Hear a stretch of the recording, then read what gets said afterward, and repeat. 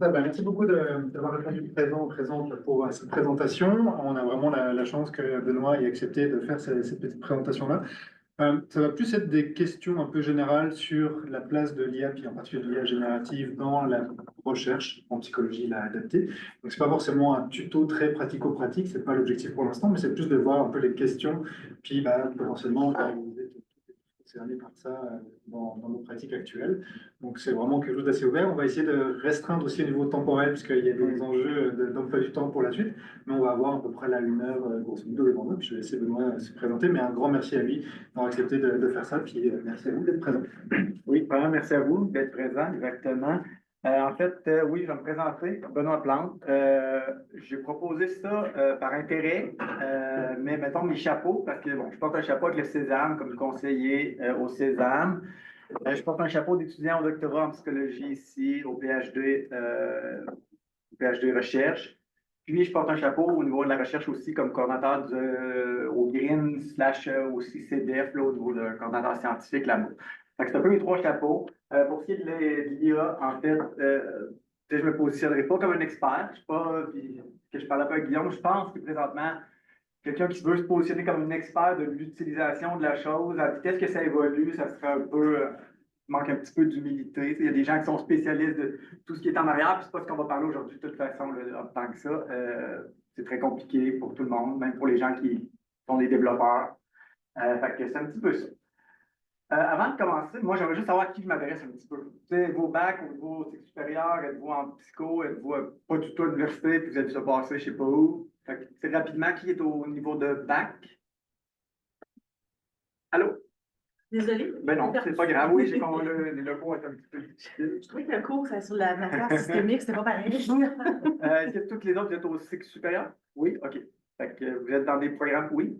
Au décanat de la recherche. Ah, au décanat de la recherche. Bon, parfait. Moi, je suis au STI. Au STI? Ici, au doctorat. OK, aussi. Bon, parfait. Comme agent de recherche. Comme agent de recherche au décanat ou comme agent de recherche? Ouais, OK.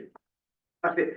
Fait qu'un peu la thématique qui va lancer un peu la rencontre. En fait, on va parler principalement d'enjeux éthiques puis des pratiques qui en découlent avec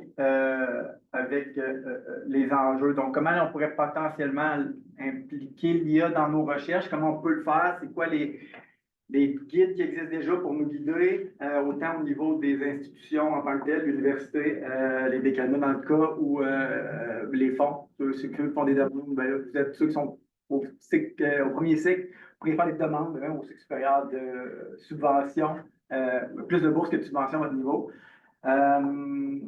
Voilà, après ça, sinon, on va faire un petit peu, je reviens. Fait qu'on parle un petit peu de qu'est-ce que c'est. On va s'intéresser à l'intelligence artificielle générative. On ne parlera pas de l'intelligence artificielle très large. On va vraiment se focaliser sur ce que les gens utilisent finalement, là, parce qu'on utilise plein d'autres sortes d'intelligence artificielle, mais celle qui nous concerne en fait là.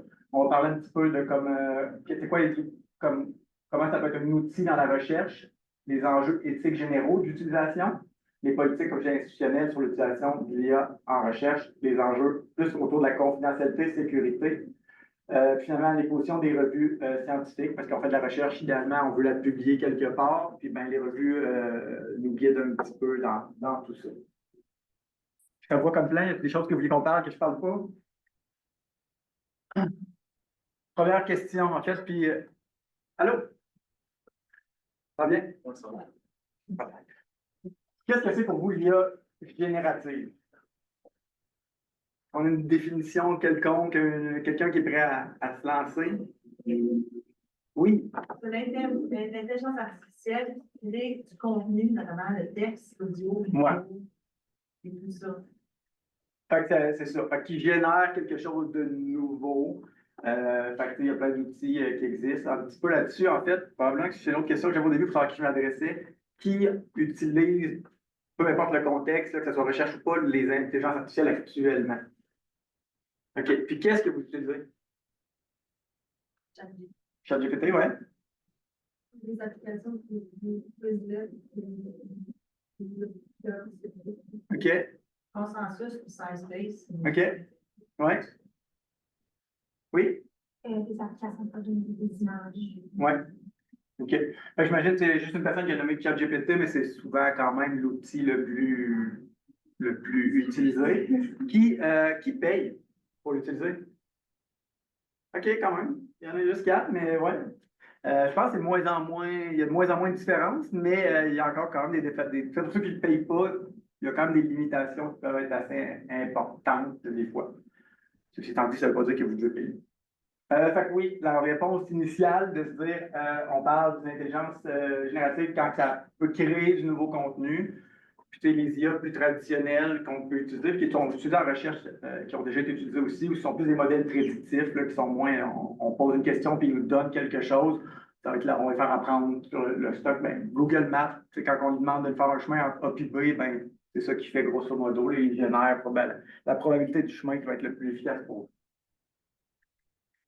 On a nommé quand même déjà, en fait, là, les grandes catégories qu'on voit souvent, les LLM, les Large Language Models, fait que ce soit ChatGPT, Claude, Gemini chez Google, DeepSeek pour les Chinois. Là, des modèles, il en sort, si vous suivez ça un petit peu, à tous les jours. Là, cette semaine, c'est Gemini qui a sorti 2.5, puis sur les nouveaux benchmarks, c'est rendu lui qui est en haut de la liste, mais la semaine prochaine, probablement que ça va être un autre. Fait que c'est dur à suivre. Puis, il faut jouer avec un petit peu pour voir qu'il y a des différences d'un à l'autre. Mais pas tant, tranquillement, ça converge. Application génération d'images. Bon, tantôt, vous en avez parlé, là, que ce soit dans Midjourney, mais là, maintenant, pratiquement tout le monde maintenant intègre. Fait que, l'Adobe, là, les grosses bases de données d'images le font aussi. Fait que c'est de moins en moins là. Puis, dernier bout, j'ai mis quand même là, qui peut être pertinent pour des gens qui font de la recherche, tout ce qui est plus génération aussi de code. Fait qu'il y a des applications particulières pour ça. Fait que ceux qui utilisent différents langages, que ce soit pour les statistiques, mais même à la limite SPSS, mais en arrière la langue plutôt que le user, l'interface. Que ce soit R, que ce soit les codes et plus, ben, c'est toutes des choses à quoi ça peut vous aider beaucoup. Fait que, au niveau méthode, quand vous ne savez pas comment faire une analyse dans quelque chose, vous êtes moins sûr, ça peut vous aider. Il faut quand même comprendre ce qui va sortir à l'autre bout, parce que sinon, vous ne saurez pas ce que ça veut. Petite question en bas. Bon. Selon, mettons, grosso modo, ça, là, je viens d'en parler d'un exemple, mais comment vous pensez que vous pouvez utiliser les différents outils comme d'intelligence artificielle générative pour vos projets de recherche, mais vous pouvez le prendre plus large. Puis si vous n'avez pas de projet de recherche actuel pour des gens de premier cycle, ben, vous pouvez juste utiliser votre imagination sans problème. Oui. Moi, je l'utilise beaucoup pour les mots-clés dans les bases de données quand on fait des recherches. Oui.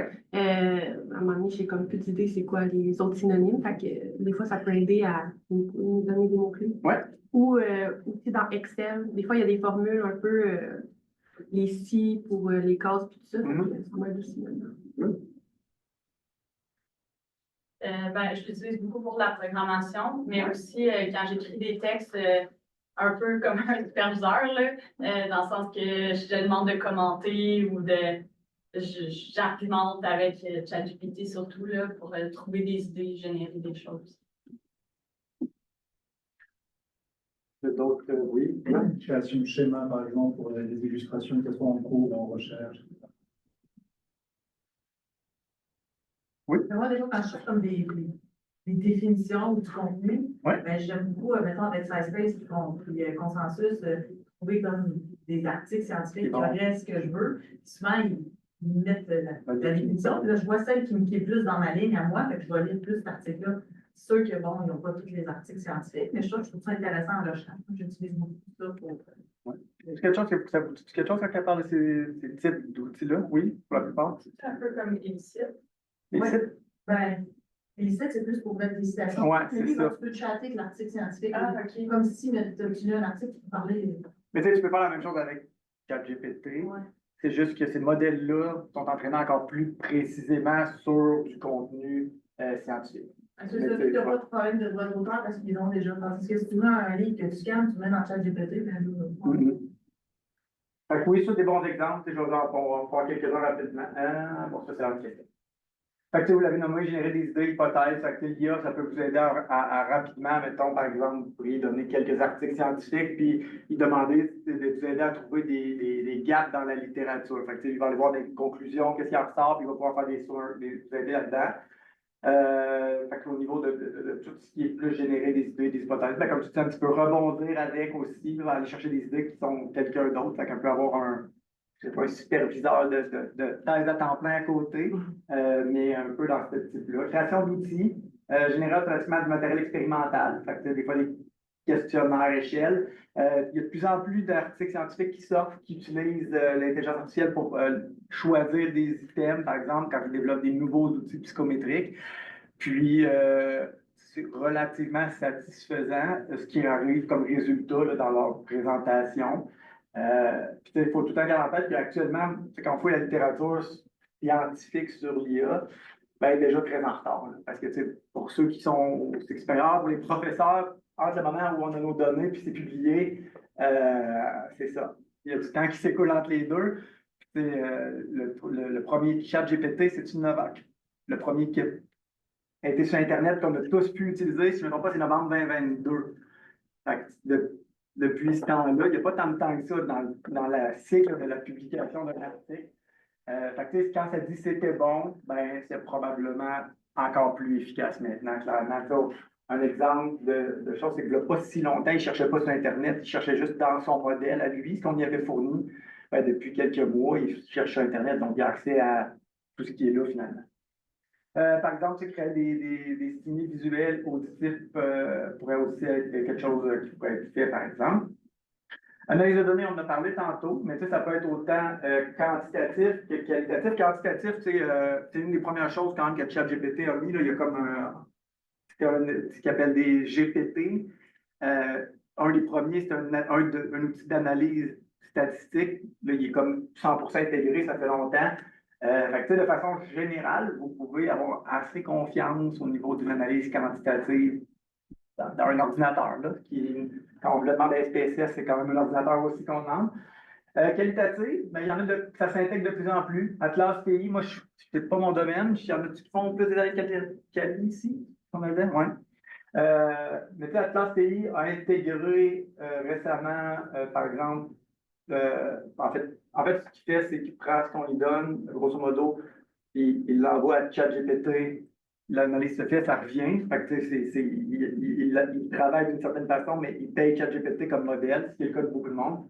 Mais c'est quand même possible de faire des analyses thématiques qui vont être guidées par l'intelligence artificielle.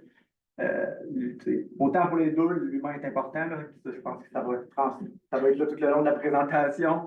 L'humain reste central dans l'utilisation, dans l'approbation, etc. Synthèse de littérature, même principe, il y a des outils de plus en plus qui sortent qui peuvent permettre de faciliter des analyses, autant de la synthèse, un petit peu comme tu parlais avec tantôt l'autre logiciel, mais aussi, il y a moi je suis tombé sur ça en fouillant, il y a un agent, on parle tant qu'un agent versus l'intelligence artificielle, c'est ça vers quoi ça s'en va, ça automatise complètement les choses. Vous lui demandez une tâche, puis il va aller la faire au complet. Puis il y en a un qui a lancé quelque chose qui fait des revues systématiques complètes. D'un bout à l'autre. Je me rappelle plus du nom. Il y a un article, si vous cherchez sur Google Scholar, vous allez pouvoir le trouver.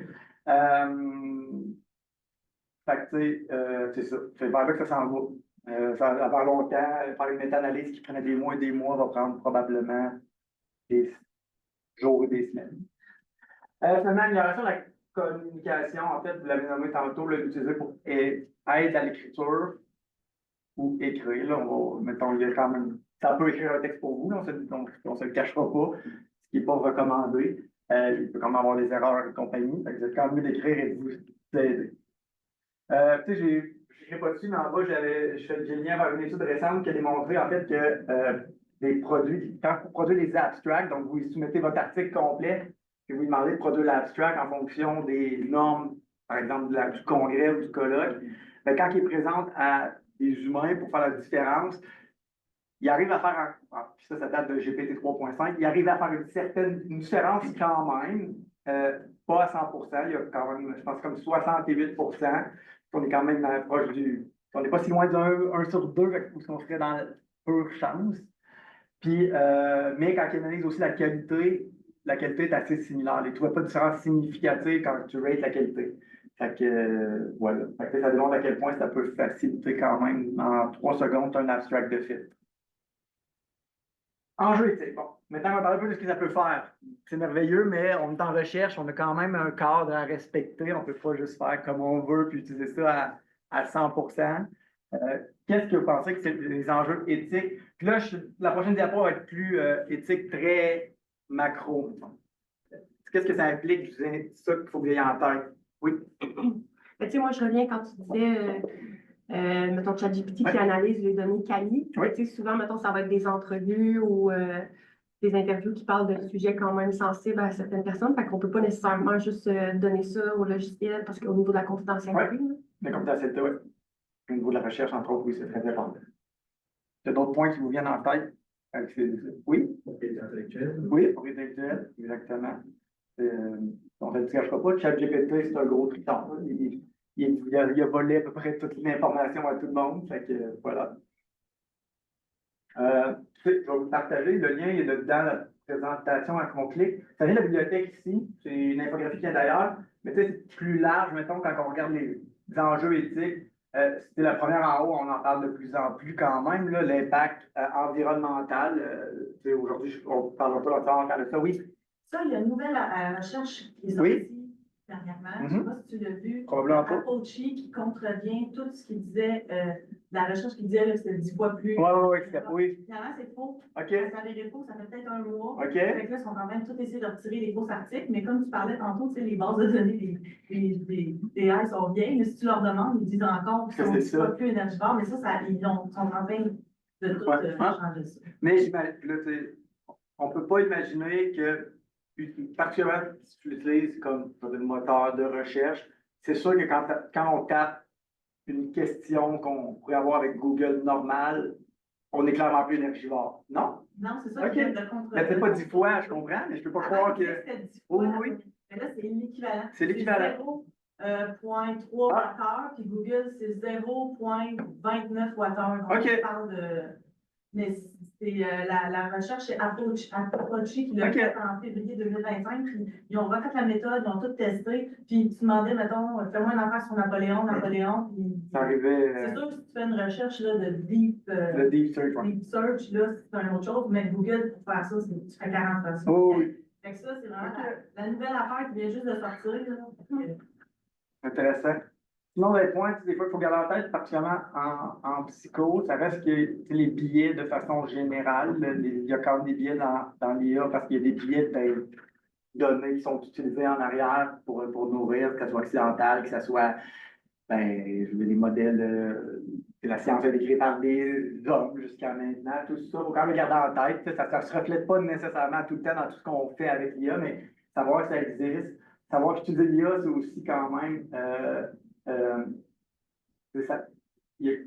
Ça peut favoriser jusqu'à un certain point certaines inégalités sociales parce que c'est l'accès à la technologie, mais aussi la capacité de ces technologies-là, ça demande quand même des capacités cognitives. Puis il y a déjà des inégalités, mais ça permet encore plus de les renforcer.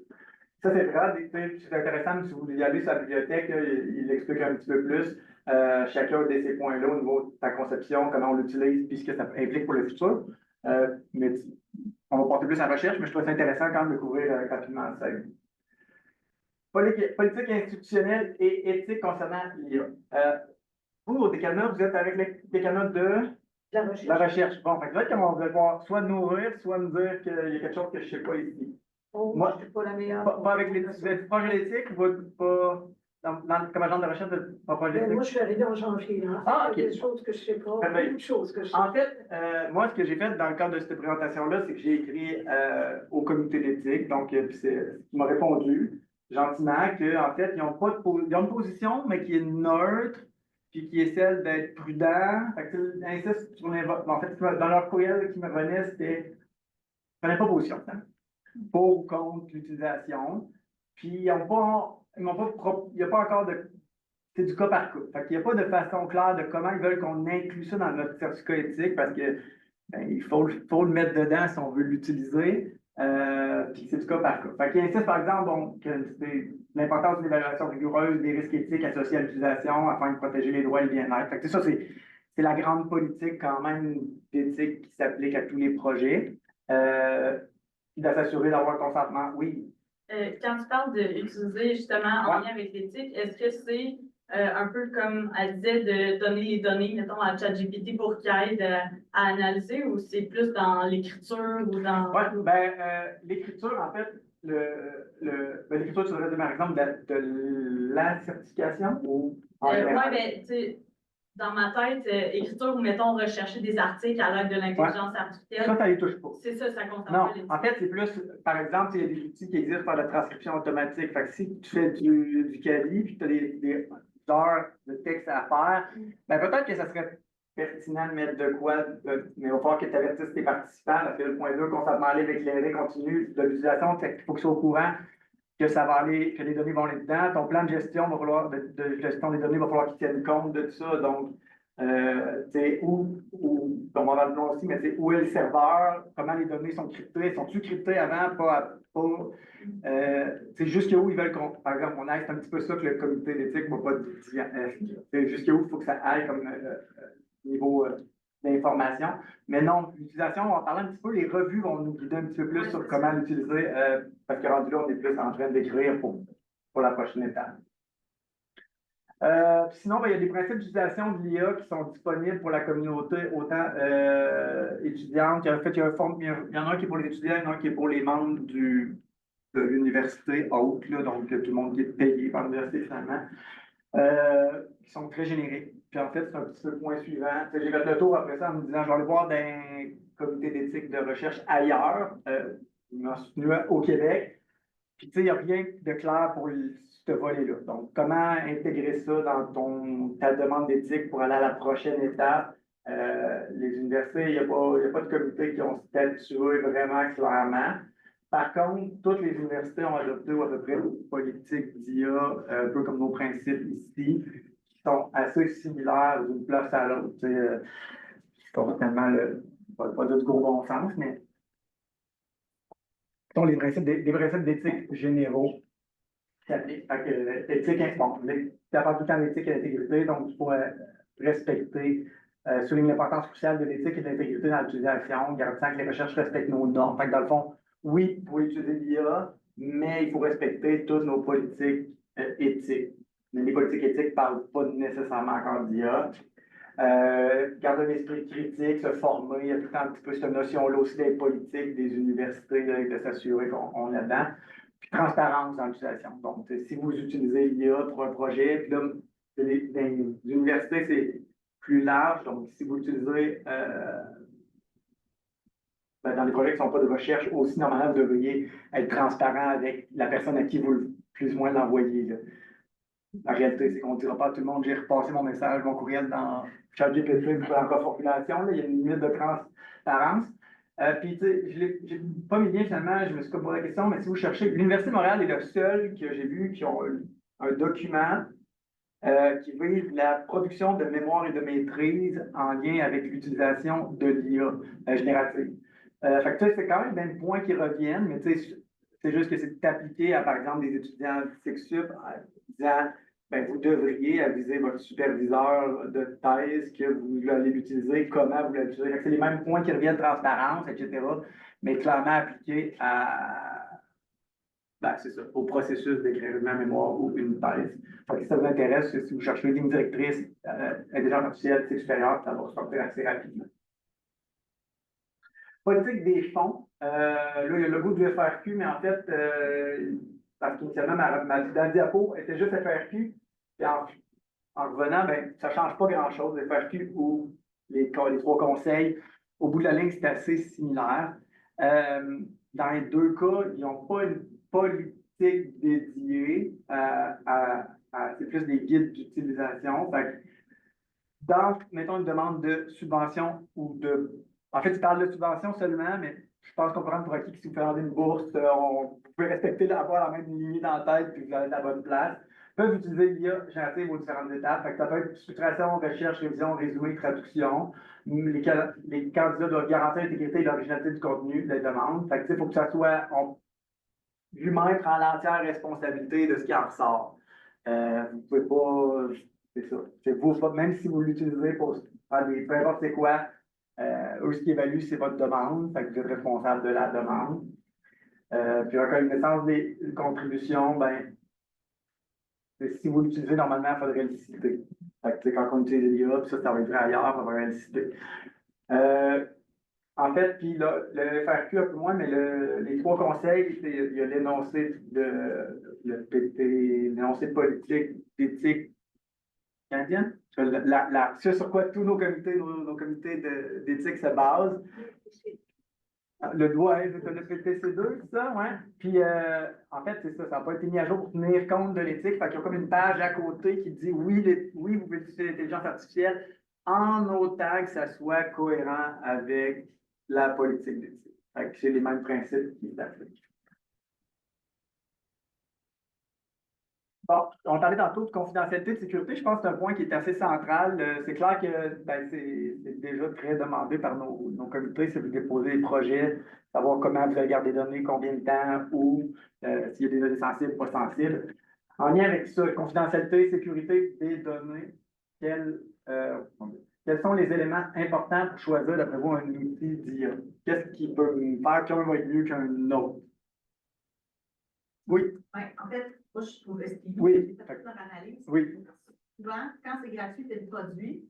Oui. Des fois, même si c'est une version payante à 25 $, c'est encore semi-produit, puis il n'y a pas tous les certificats d'encryption qui fait qu'en transit, puis il y en a que les données sont en Chine, mais lui, on pourra l'utiliser, là. Mais quand il faut que les données soient au Canada le plus possible, mais il n'y en a pas vraiment d'IA qui sont au Canada. Donc, ça pose un petit peu des problématiques.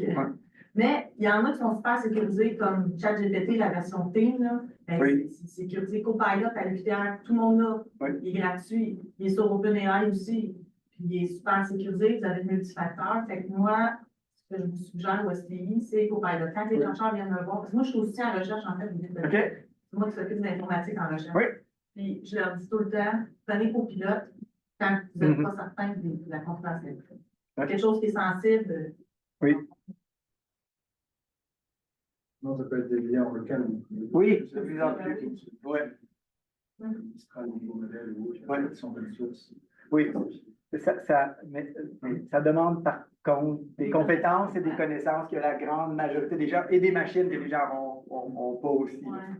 Oui. Je sais que dans certains modèles, il y a des paramètres qu'on peut aller désactiver pour pas que les données soient réutilisées pour le perfectionnement du modèle. Ça, c'est bon. Oui, c'est un bon point. Fait que oui, tu sais, en fait, j'ai sorti quelques points, là, probablement que tu vas pas nourrir la chose si tu as vraiment étudié toute la gang en plus. Stockage des données par les fournisseurs, donc s'assurer que c'est stocké de façon sécuritaire, puis ou, tu sais, souvent, c'est quand même pour l'avoir. Puis, tu sais, je veux dire, on dit que c'est stocké aux États-Unis pour, mettons, OpenAI, principalement, ou bon, ils vont être stockés en Europe pour les Européens parce qu'ils ont des normes de gestion de données à eux qui sont encore plus strictes. Mais si vous utilisez Qualtrics, si vous utilisez ceux-là, ben, vos données sont probablement pas quand même au Canada. Fait que à quel point c'est un enjeu, je ne sais pas. Mais vous êtes quand même capable de savoir un peu ce qu'il y en est là-dessus. C'est quand même disponible. Puis, oui, c'est ça. Fait que là où c'est stocké, puis comment s'ils répondent aux normes. T'sais, autant les Américains ont des normes. Je n'ai pas été assez loin pour voir, parce que nous, on a nos normes au Québec quand même, là, c'est la protection des renseignements personnels. Je ne pense pas qu'ils tiennent compte de nous, notre petite spécificité. Mais les comités d'éthique, généralement, quand on mentionne que ça respecte le RGBD, c'est comme assez suffisant. Si ça répond aux normes européennes, ça répond généralement à nos normes à nous aussi. Fait que ça, c'est quelque chose quand même à vérifier. Puis, là-dessus, manque de transparence dans les processus. Bon, souvent, en fait, là, c'est plus comment ça se passe, on ne l'aura pas toujours. C'est de moins en moins pas clair. Je pense qu'il y a beaucoup de choses au début qui sont sorties. Là, on est quand même tranquillement, ça avance. Mais on parlait tantôt DeepSeek, c'est un exemple. Là, il sort des modèles en Chine qui sont, pour nous, ça ne change rien, mais qui sont clairement, sont beaucoup moins dispendieux pour une entreprise qui veut l'utiliser. Les entreprises, en fait, là, ils utilisent toute l'intelligence artificielle, ils ont tout mis ça en place en quelques mois, années, mais ils n'ont pas tout développé leur modèle. Là. Ils achètent des échanges d'informations sur les modèles, puis ça a sorti quand DeepSeek est sorti, que, je ne sais plus c'était quoi la différence, mais c'était probablement 10, 15, 20 fois moins cher. Fait que pour certaines entreprises, ça peut être intéressant d'aller là.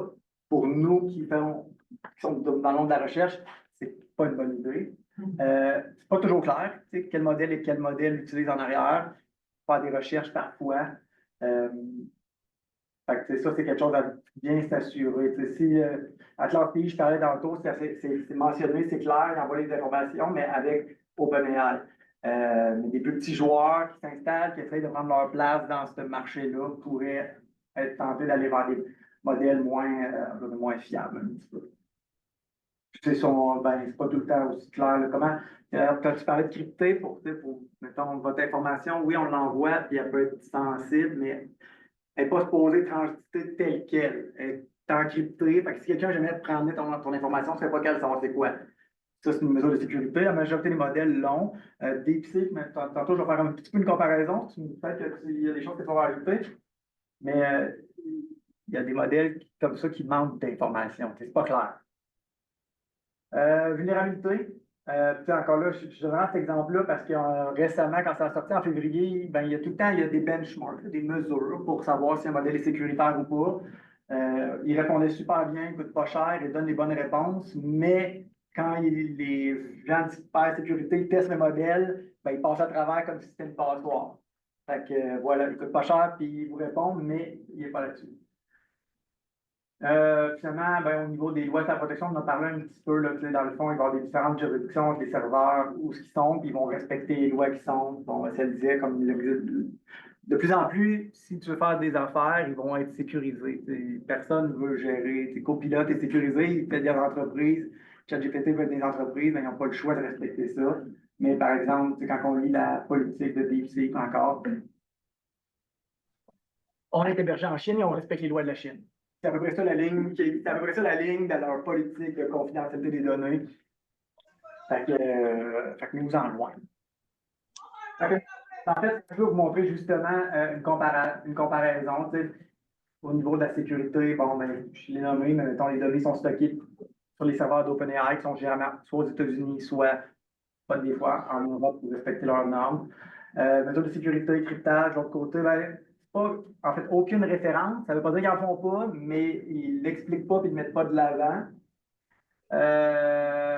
Puis tu sais, c'est ça. Ils respectent les normes, mais c'est les normes, par exemple, de la Chine, tandis qu'OpenAI s'engage à respecter bon, le RGPD qui est plus en Europe, le CCPA qui est celui de la Californie, mais qui est aussi une des normes qu'on voit beaucoup. Si vous avez des questions là-dessus un petit peu, c'est un peu plus technique. Le bout qui est très important, certainement, c'est en fait, c'est que oui, on utilise des modèles dans notre. Les modèles de base, on le sait, quand on tape ChatGPT, c'est ChatGPT. Mais si vous allez sur des applications autres, des fois, qui peuvent être gratuites, puis qui peuvent faire des choses super intéressantes pour vous, le résultat peut être ce que vous voulez. Mais s'ils utilisent un modèle en arrière qui n'est pas le bon, bien là, vous venez vous mettre dans le trouble. Vous ne voulez pas quand même que vos données soient n'importe où, vos données soient utilisées, les données personnelles de vos projets de recherche soient utilisées après ça pour l'entraînement de modèles. C'est un point aussi que je ne sais pas qui a amené, mais je pense que c'est toi en amené.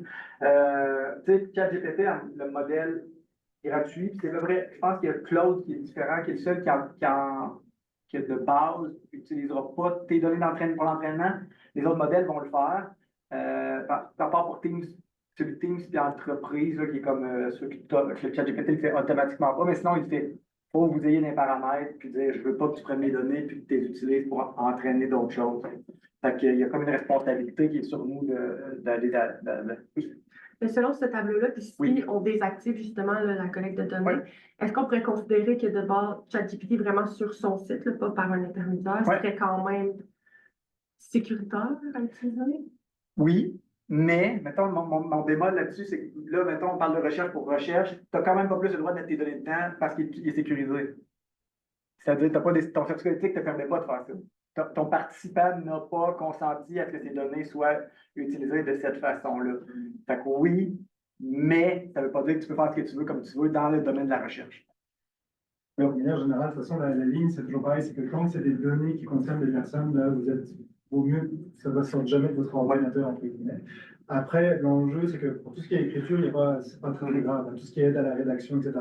Puis même quand c'est sur des données très consolidées, là, quand c'est des moyennes de moyennes, etc., qui ne sont plus associées à une personne, là, normalement, vous avez techniquement le droit potentiellement de les mettre dedans. Après, vous voir avec quoi vous êtes à l'aise, mais il y a beaucoup moins d'enjeux éthiques. Les enjeux éthiques, c'est vraiment quand on est sur les données les plus proches possibles à des participants, les données, entre guillemets, brutes. Là, c'est sûr qu'on ne voudrait pas normalement que ça touche à des modèles ou autre, parce que là, on ne sait pas si on ne peut pas refaire des correspondances, des recoupages, qui fait qu'on pourrait tomber sur des informations identificatoires que vous n'êtes pas capable de voir, parce qu'on n'a pas juste le nom, par exemple, la date de naissance, mais qu'en regroupant telle information qui vient de tel pays avec telle adresse IP, etc., ben, en fait, eux, ils peuvent être sûrs quasiment que c'est une personne, ce qu'on fait déjà habituellement sur Internet avec Google ou autre. Hein, donc, c'est comme la frontière à pas passer là. Oui, c'est plutôt, on en parlait un petit peu, dans le fond, qu'on appelle la boîte noire dans l'intelligence, c'est qu'on ne sait pas ce qui se passe entre ton input et l'output, on ne sait pas trop. Puis ils réussissent à trouver des choses qu'on ne sait pas. Puis, moi, il y a une étude qui est sortie le récemment, puis ça m'a frappé. Il disait ils ont entraîné un modèle sur des yeux humains d'hommes et de femmes. Puis les médecins, ils sont pas capables, on n'est pas capable de savoir en regardant juste une rétine ou un œil, pas juste la rétine, vraiment l'iris, en tout cas l'œil, si c'est un homme ou une femme. Ils ont pitché ça dans le modèle, ils l'ont entraîné, ils ont dit, ben, le modèle, lui, est capable. Oh. À genre 95%. Là. Fait que, il y a quelque chose dans notre œil qui est capable de le dire, que l'humain, présentement, ne sait pas c'est quoi, il n'est pas capable, mais la machine a été capable. Et comment ça s'est tout passé entre les deux? C'est le raisonnement de tout ça. Qu'est-ce qu'ils ont trouvé comme clé, comme cluster, qui ont réussi à remettre tout ensemble? Fait que, ça donne un exemple que si tu mets des données, des lignes trop. Comment il n'y a pas de nom? Mais OK, mais il n'y a pas de nom, mais il y a beaucoup de choses, là, des fois, dans nos données. Fait que, ouais, c'est un bon point. Puis, oui, les modèles sont de plus en plus. Un petit peu plus qu'ils font qu'avant, avec le raisonnement. Maintenant, les modèles initiales, c'était vraiment très d'un bout à l'autre, boîte noire. Là, si vous prenez les modèles, puis surtout ceux qui payent, je pense que ChatGPT, je ne suis pas sûr qu'il l'a à ce temps le raisonnement, ça dépend lesquels, gratuitement, mais si tu l'as, souvent tu le vois. Là. Même chose, tantôt, on parlait de Deep Chat, Deep Search, qui ont tous le même nom, peu importe lequel, mais ils s'appellent comme ça. Même chose, tu as comme une barre à droite, puis ça part pendant 10-15 minutes, puis là, ça te dit quel site ça va chercher, qu'est-ce qu'il y a avec le site, etc. Fait que c'est moins boîte noire que c'était, mais c'est quand même une boîte noire. Politique des revues, scientifique intégration de l'IA. Bon, qu'est-ce qu'on peut faire avec l'IA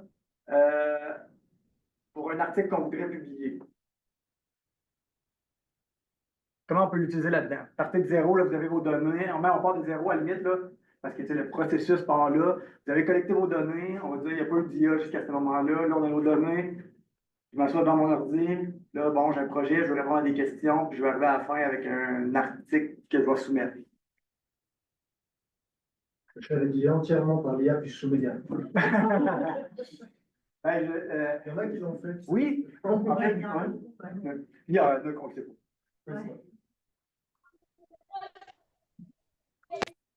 Ça prend une bonne idée. Ouais, mais c'est ça. Mettons, le projet de recherche est déjà calé.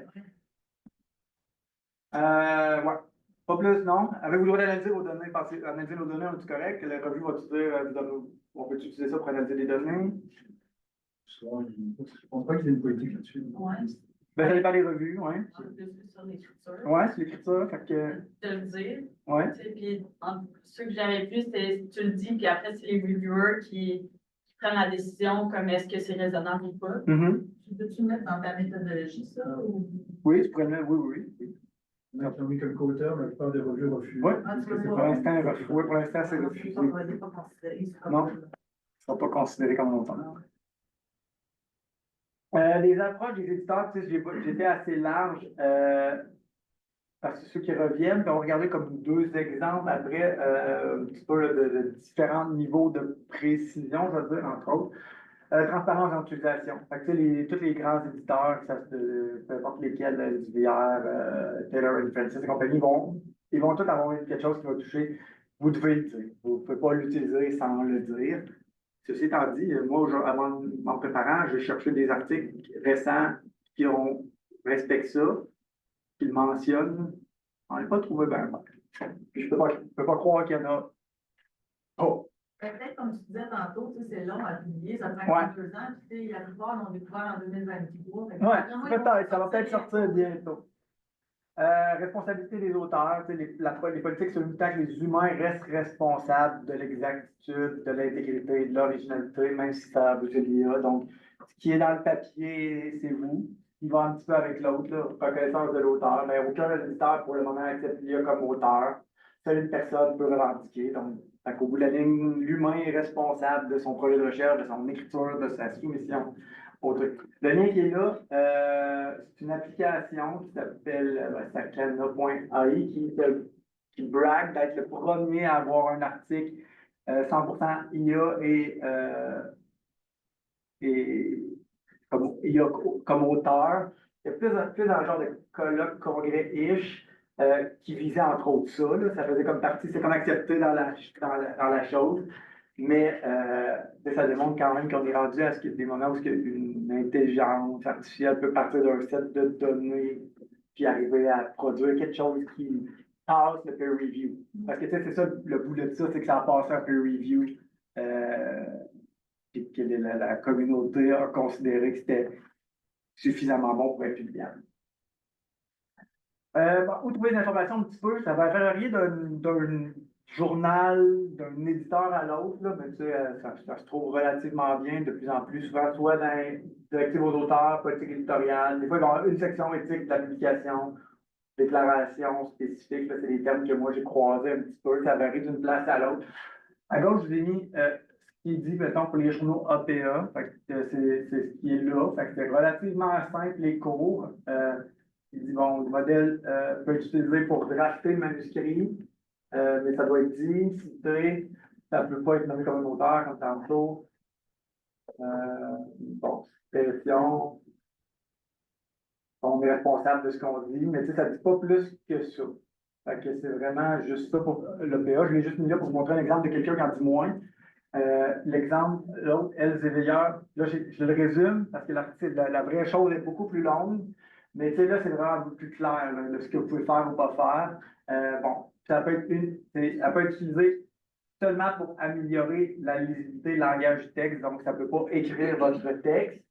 Ça doit être fait avec une supervision et un contrôle humain. Donc, évidemment, l'humain est responsable pour divulguer un petit peu comme ça disait. Mais si vous utilisez de la vérification grammaticale ou des gestionnaires de référence qui utilisent de l'IA, ça, vous n'avez pas besoin de le déclarer. Fait que là, il y a quand même une limite, une ligne entre les deux.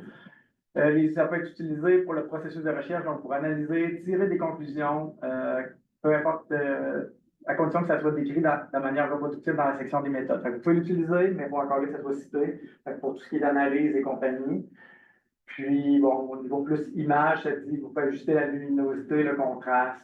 Mais, ça pourrait modifier, créer, mais si ça fait partie du protocole de recherche, on n'avait pas le droit, évidemment, de leur demander de modifier quoi que ce soit dans une image en tant que telle. Fait que, déjà là, vous voyez que la politique de SVR est un peu plus claire, mais ça varie vraiment d'un à l'autre. Ça reste une politique. En fait, c'est une politique pour les journaux. Fait qu'après ça, il faut aller vérifier dans le journal que nous, on choisit qu'est-ce qu'il y en a. Fait qu'il y a un petit travail humain à aller s'assurer que quand on va soumettre, on respecte ça. Eux, ils ont même une ligne très claire de comment citer, où vous devriez le mettre juste avant les références. J'ai utilisé nanana pour telle chose. Puis, en fait, c'est avec eux que j'ai un peu fouillé. Je me suis dit, bon, ben, tu sais, c'est tellement clair sur leur site que vous devez le mettre. Fait que là, au début, j'ai regardé 25, j'en ai pas trouvé pas beaucoup. Là, puis, j'ai vraiment été au hasard sur Google Scholar. J'en ai pas trouvé un, j'en ai peut-être fait comme 15-20. J'ai demandé à une intelligence artificielle de vérifier. Dans les journaux SVR, peux-tu nous trouver la ligne telle quelle? Il n'y en a trouvé aucune. Fait que soit mon prompt était vraiment pas bon, soit. Puis j'ai demandé 2024. Je pense que ça a dû loin parce que, comme tu disais, puis au début, j'ai demandé 2025, puis il trouvait qu'il n'y avait pas assez d'articles. Mais sur l'année 2024, il n'en trouve pas un. Fait que j'ai l'impression que c'est dit, mais ça reste là. Oui, Guillaume? Puis une grosse limite par rapport à ça, c'est que de toute façon, là, on voit qu'utiliser des outils de vérification grammaticale et orthographique, ça ne rentre pas là-dedans. Oui. Puis en fait, c'est ce qui est en train d'arriver, puisque tous les Word et compagnie, en Oui. fait, il y a de plus en plus Copilot qui est intégré, qui reformule. Si vous utilisez Antidote, il y a des reformulations qui sont à base d'IA générative potentiellement. Si vous utilisez Grammarly ou autre, c'est équivalent. Si vous utilisez DeepL là, pour les traductions, c'est équivalent aussi. Puis en fait, tout ça, ça n'a jamais été déclaré auparavant. Puis il n'y a aucune raison que les chercheurs et chercheuses se mettent à le faire maintenant. Donc, on sent qu'on est sur une politique où c'est pas clair dans quelle mesure on l'utilise pas, mais c'est sûr que c'est une aide qui va tellement devenir incluse dans tout ce que vous faites, dans tous vos outils, que ce sera impossible de le déclarer parce que vous-même, vous n'aurez pas l'information que vous avez utilisée en fait, de l'IA générative derrière, parce que ce sera invisible. Donc, on sent que c'est un fou, c'est sûr que ça ne va pas durer longtemps comme ça. Ouais. Mais oui, c'est un point où ça garde en tête, c'est ça, que ça évolue tellement vite. Tu sais, à 2025, tout le monde parle, c'est ça, que ça va être l'année des agents d'intelligence artificielle, donc de plus en plus automatiser des choses. C'est des courriels que vous allez pas répondre des courriels, vous ne saurez pas, mais ça ne sera pas une humain qui va l'avoir du tout passé parce que, en fait, des fois, on parle des robots sur le coin, puis c'est déjà le cas, là, mais tu sais, ça va être de plus en plus le cas. Je ne sais pas en recherche jusqu'où ça peut aller. Il y a des outils tranquillement qui font des agents qui font des revues systématiques d'un bout à l'autre. L'autre qui écrit un article d'un bout à l'autre dans un domaine. Où ça va aller. Puis l'intégrité des chercheurs, en fait, il va falloir. Il ne sera pas le fou à croire que les chercheurs et chercheuses continuent à produire du bon contenu par eux-mêmes puis réfléchir. Voilà. En conclusion, en fait, c'est un petit peu ça. Les outils, dans le fond, peuvent être utiles pour les chercheurs dans toutes les étapes, mais ce qu'il faut garder en tête, c'est les normes éthiques, que ce soit ceux des fonds, ceux des journaux, ceux des vos instituts d'université. Mais là, on pourrait penser que dans un avenir futur, certains finiraient, mettons, chercheurs en établissement, dans les CIUS ou ailleurs, ben, ils vont avoir d'autres normes encore. Fait que, faut garder en tête il faut les vérifier, il faut s'assurer que ce qu'on fait il fonctionne avec la recherche. Puis le point à retenir, c'est qu'en fait, vous êtes tout le temps justement la personne responsable de votre projet de recherche. Fait que, assurez-vous que quand vous l'utilisez, vous l'utilisez de la bonne façon, que ce qui est dit, c'est la bonne chose. Parce que, tu sais, des fois, en fait, moi, je l'ai vu là, souvent, particulièrement quand on cherche des fois des références pour appuyer certains de nos arguments, ben, des fois, il y a quand je ne trouve pas un, il a l'air, c'est ça, il y a un titre, il y a un journal, il y a tout le kit, là. C'est facile de faire comme c'est sûr que ça existe, cette affaire-là. Il faut faire des doubles vérifications. Ouais, parce que ça peut, tu peux arriver puis tu mets de quoi ton directeur, puis ce nom-là, je le connais, mais non, cet article-là, ça n'a jamais existé. Ça, c'est quelque chose qui existe déjà, hein, parce que si vous regardez dans la plupart des articles que vous avez lus, il y a probablement des sources qui ont été citées qui n'ont jamais été lues elles-mêmes. Puis en fait, si vous faites l'effort d'aller regarder chacune des sources, vous allez voir que souvent, on tire un peu la couverture pour faire dire ce qu'on a envie que ça dise, puis c'est plus ou moins toléré en fonction de qui va reviewer le papier. Donc, ce qui fait que, de toute façon, ça, c'est déjà quelque chose qui se fait, puis je pense que c'est vraiment la ligne directrice, c'est qu'à la fin, vous devez vérifier que vous faites. Moi, je n'ai aucun problème avec l'utilisation de l'intelligence artificielle par mes étudiants ou mes étudiantes. Le seul enjeu, c'est de dire, après, faites votre travail d'esprit critique et de relecture et d'analyse, parce que c'est là où il y a un enjeu à aller vérifier que ça ne dit pas n'importe quoi, que vous n'êtes pas n'importe quoi. C'est vraiment une question plus de responsabilité pour moi que Oui. Ce dont vous parlez, ça s'appelle des hallucinations. Oui. On dit des IA qui hallucinent. Ça a l'air tellement vrai là, qu'on y croit. Là.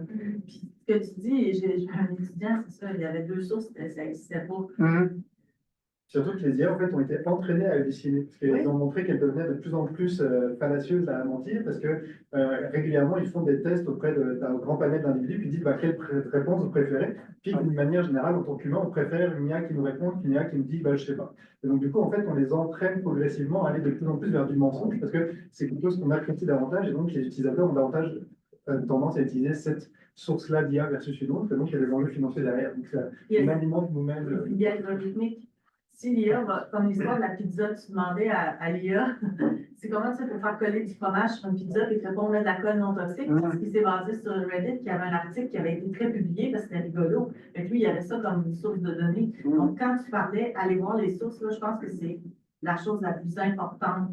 Ça, si les gens ils ont compris ce que tu as dit pour les sources, là, je pense que ça va t'éviter d'halluciner, de tomber dans les billets. Tu avais parlé aussi là, de trucs sociaux, disparité sociale. Inégalité, excuse-moi. Inégalité, ben oui, c'est un peu la même chose. S'il y a quelqu'un qui est un auteur super populaire, comme celui qui avait fait l'article qui disait que c'était 10 fois plus énergivore, ben, parce qu'il est populaire, il y a de l'argent, il est dans une grosse revue, il a été beaucoup cité, ben, c'est lui qui va écrire, mais ça ne veut pas dire que ce qu'il dit est bon. Non. Ouais.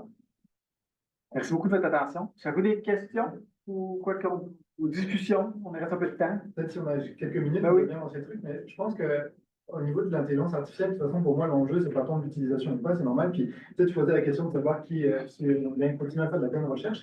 Moi, je trouve que c'est une bonne chose éventuellement qu'une IA soit capable d'écrire un article à la place d'un chercheur ou d'une chercheuse, parce qu'il y a plein de gens qui ont en fait une sorte de paywall qui n'est pas l'aspect monétaire, mais qui est la langue. Si vous êtes anglophone, vous avez beaucoup plus de chances de publier que si vous n'êtes pas anglophone. Nous, on est dans des pays où encore le français ou autre, on est assez proche de l'anglais, puis surtout au Québec, c'est quand même beaucoup plus facile. Mais tous les pays, par exemple, asiatiques ou d'Afrique, etc., ben, les différences de langue sont telles qu'ils ont beaucoup moins accès, premièrement, puis ils ont beaucoup moins de chances de publier. Donc moi, je trouve ça très bien si l'intelligence artificielle peut nous aider à publier, etc. À la rigueur, mon travail de chercheur, c'est pas d'écrire finalement. Mon travail de chercheur, c'est plus de développer quelque chose, puis de participer à la diffusion de la connaissance, mais c'est pas forcément l'écriture. Donc je pense que ça va questionner un peu à l'avenir les métriques aussi. Puis il y a déjà ce mouvement dans l'open science de dire que finalement, c'est peut-être pas la publication qui est le plus importante.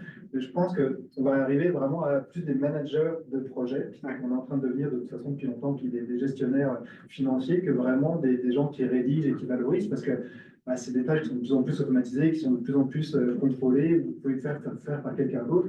C'est déjà le cas, il y a plein de chercheurs, chercheuses, c'est leurs petites mains qui écrivent, etc. Puis ils mettent juste leur nom derrière, puis ça suffit. Donc, on n'est pas si loin de ça.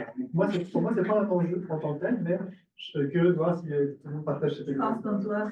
Okay, bon. 100%. Je ne suis pas tout seul.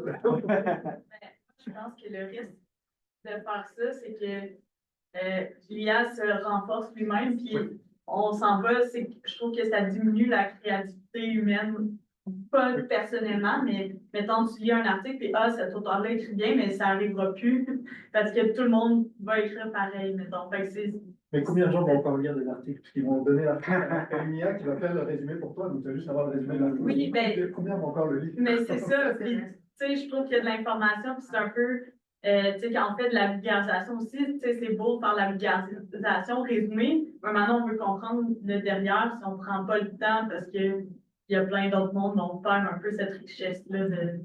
Mais je ne suis pas contre non plus. Là. Oh non, mais je pense que ça se défend tout à fait dans le jeu. Oui, c'est ça. Toutes tes autant éthiques qu'utilisation, on le voit peut-être grand V. Ce qu'on dit aujourd'hui, ça sera probablement plus valide dans 6 mois de toute façon. Puis comment ça va évoluer, puis comment ça va être réglementé tout court. Parce que oui, on parle entre nous, mais la réglementation, on va se faire à un niveau plus haut que l'université en tant que tel. Là, on va mettre des principes à un moment donné. Du jour au lendemain, il va y avoir des. En fait, le ministère de la fonction publique. La sécurité qui travaille là-dessus. Mais non, il n'y a pas quelque chose avec les agents, maintenant, ils ont mis un stop au niveau du gouvernement, c'est ça. Tout le projet avec des assistants virtuels. Oui, c'est ça. Assistants virtuels, c'est tout ce qui est trucs d'intelligence artificielle. Ouais. Puis il interdit formellement des psy. Oui, c'est ça. Je les avais vus. Oui. On voit que la réglementation, ça peut changer vite. Ouais. Ce qu'on peut faire et ce qu'on pourrait ne plus pouvoir faire.